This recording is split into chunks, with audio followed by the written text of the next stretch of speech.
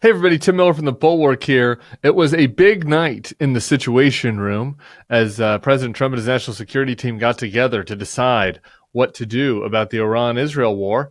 And simultaneously, the Vice President of the United States was trolling trans people on Blue Sky and Twitter. Not exactly locked in on the potential for regime change war in the Middle East from our vice president. I want to go through the timeline with you. So here we go. We go over to Blue Sky, and longtime viewers of the channel know I've got mixed feelings about Blue Sky.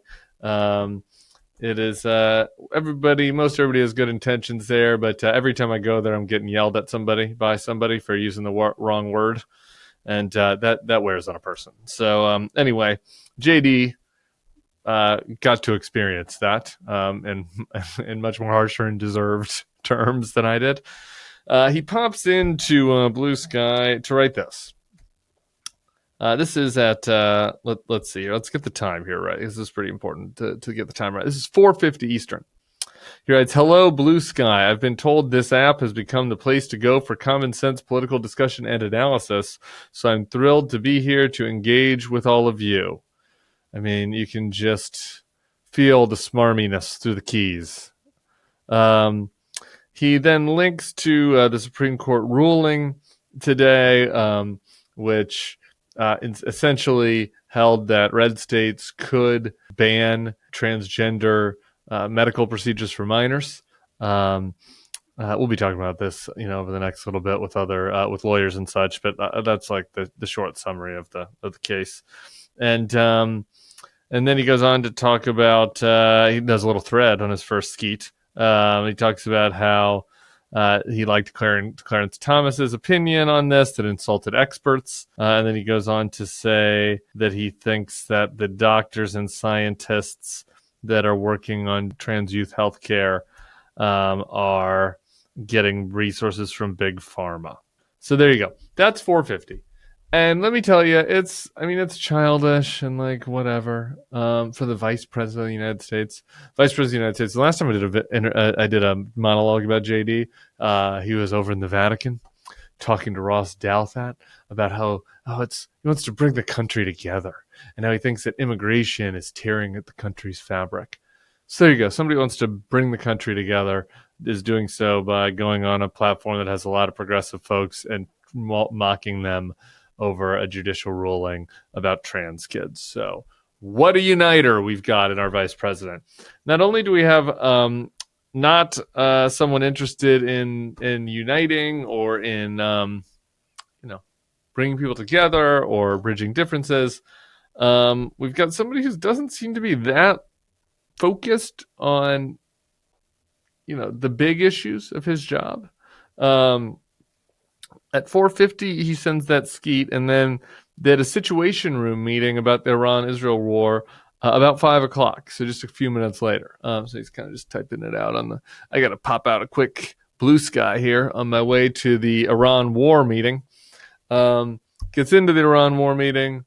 We don't know. There's not been a decision. Trump seems undecisive. Trump's going back and forth between his hawkish Rubio advisors and his Russian puppets and Tulsi, and JD's trying to play both sides, but he's kind of on Tulsi's side.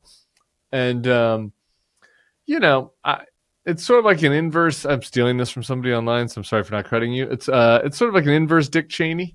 During Iraq, Dick Cheney was really pushing things, really driving things a certain direction. JD is mostly focused on trolling people on the internet. The death and destruction in the Middle East, the uncertainty, the fact that our troops are potentially at higher risk or in more danger now, the one stationed over there, the implications for the economy here, for everybody. This kind of really weighty issue.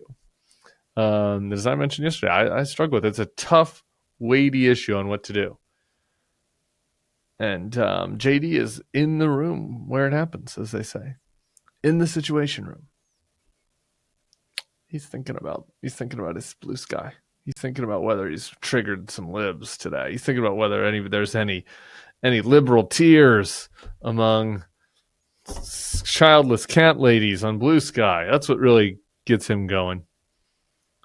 You know, not like governing, not trying to get the best intel possible on the situation inside Iran.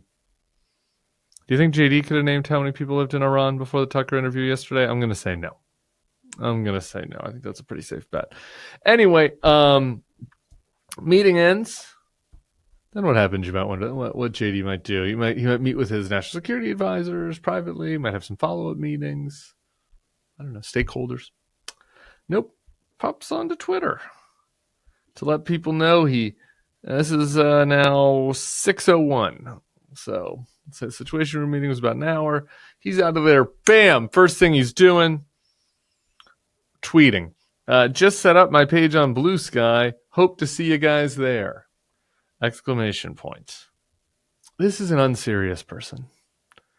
This is a deeply, deeply unserious, petty, smarmy person. And the more I see his face, the less I like him. I just have to say. You think you think you reach a place with somebody that like really you find really so unappealing in every possible manner, and like you can't. It's hard to come up with a nice thing to say about them, and so you think that you get to a place where it's like, don't know if I can hate this person any more than I do right now, and yet JD has kind of this superpower that every time I see him, I just like a little bit. I dislike him a little more. Anyway, maybe that's a me thing. What else do I want to bring up? I should mention he's isn't the only social media war he's engaged in. With regards to the real war, how much focus he's giving to the real war seems to be a question mark. The social media war about the war, locked in. I mean, dude is like laser eyes on the fucking Twitter. You know, he's dialed in, he's cooking, he is making sure that he's going to win the war about the war on social media. A couple of things he's been doing. For example, this guy, David Reboy. I don't know if you know Dave Reboy. He's like 5'1" and juiced out right-wing social media guy. He posted something about how JD's team is leaking to Politico or something. And JD quote tweets this random guy. Like, is he that? Like, he's got 197,000 followers. I mean, not nothing, but I bet you have never heard of David Reboy.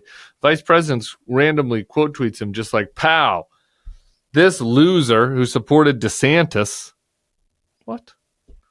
Is now attacking my team.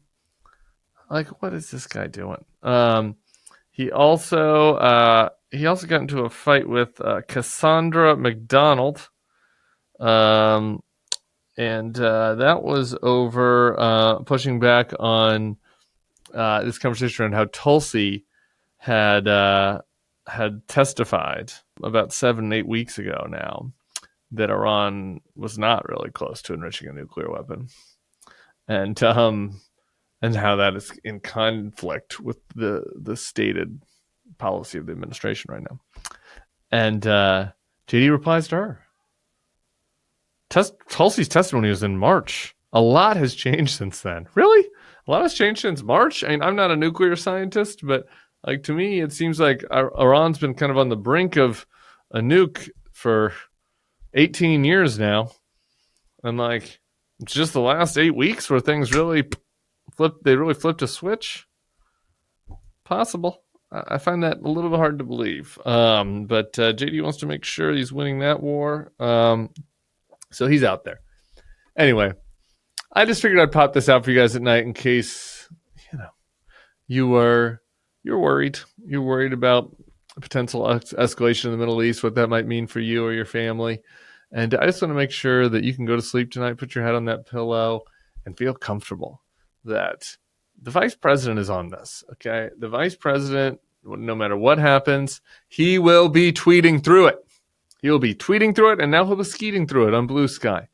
And he'll make sure that random people on the internet get put in their place and get dunked on in the smarmiest way possible, because that is what the Vice President of the United States cares about.